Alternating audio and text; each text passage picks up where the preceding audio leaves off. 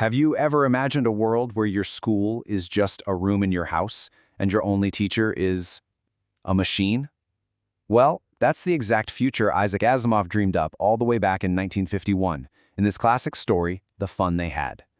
And looking at it today, it feels less like science fiction and maybe a little more like a warning. So let's really lean into this question because it's at the heart of everything. What if your school wasn't a place you went to, but just a room in your home? No friends, no playground chaos, just you alone with a screen. That is the world we're about to step into. All right, let's set the scene. The year is 2157. We're following two kids, 11-year-old Margie and 13-year-old Tommy. And their totally automated, pretty predictable lives are about to get shaken up by a wild discovery from the ancient past. And this line right here, this is the moment that changes everything, pulled straight from Margie's diary. See, in their world of telebooks, which are basically just digital texts on screens, the idea of a real book made of actual paper, it's almost unbelievable. This isn't just a find, it's like digging up a fossil from a lost world. You have to put yourself in Margie's shoes here. This thing is completely alien to her. The pages are yellow and crinkly, not some slick digital display. She's just fascinated and honestly a little confused that the words just sit there. They don't move like they're supposed to, and the idea that you can't just delete it or throw it away like a telebook to make room for more, that's a whole new concept. Now, to really understand why she's so amazed, we need to look at what she's used to. For Margie, school isn't a place you go to, it's a machine, and it's in her house. So this is the regular teacher in the year 2157. It's this big, impersonal machine with a giant screen. It gives you lessons, it quizzes you, and then you have to submit your homework and tests through a slot using a special punch code. There's no discussion, no let me explain it another way, just instant, cold grading. And you can probably guess, this supposedly perfect system, it is not working for Margie. In fact, she hates it. Her mechanical teacher is just relentless, hammering her with test after test in geography, and she just keeps doing worse. Her education has become this lonely cycle of failure. So what do you do when your teacher is basically a buggy computer? You don't have a parent-teacher conference. Nope, you call the technician. The county inspector shows up, takes the whole machine apart, and finds the problem. Turns out, the geography part was just set way too fast for her age. So he slows it down, gives her a pat on the head, and that's it. The teacher is fixed. The problem was never her, it was just a glitch in the hardware. So finding this old book, combined with all the frustration she feels about her own education, makes Margie completely fascinated with the old kind of school. And this is where the story's big comparison really snaps into focus. I mean, look at this contrast. It is so stark. On one side, you've got the teacher of 2157, a machine, a screen, just cold code.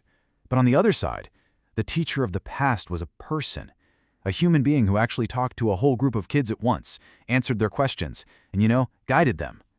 For Margie, this idea is almost mind-blowing. And the differences were so much bigger than just the teacher. Margie's school is this sterile little room right next to her bedroom. It's a lonely, scheduled event. But the old schools, they were these special buildings where all the kids from the entire neighborhood came together. They were with each other, learning the same things. Think about that. It means they could talk about it, work together, even help each other with homework, something that has literally never happened in Margie's life. And as Margie is processing all of this new information, we finally get to the emotional core of the entire story.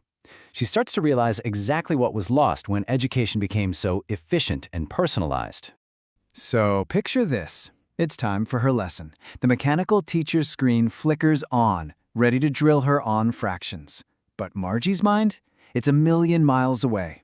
She's not just reading about the old schools anymore. She is picturing them. She's living in that idea. While that machine is trying to talk about arithmetic, this is what's playing in her head. This quote just perfectly captures her daydream, right? A world filled with the noise of kids laughing, of community, of a shared journey. It's everything her own education is missing. And right there, in that moment, it just clicks. She gets it. School in the past wasn't just about cramming information into a kid's head as efficiently as possible. It was about connection, about friendship, about working together. It was about that simple, profound human thing, the fun they had. So what is Isaac Asimov really telling us with this story from the past about the future? Well, it's way more than just a simple technology is bad story. It's really a celebration of what makes learning a truly human experience. Asimov's message is crystal clear. He's showing us that real learning, deep learning, is social. It needs that vital, messy, wonderful interaction between students and a human teacher. His story is basically arguing that if we focus only on technological efficiency, we risk losing the very connections and shared moments that make learning exciting, memorable, and, well, fun.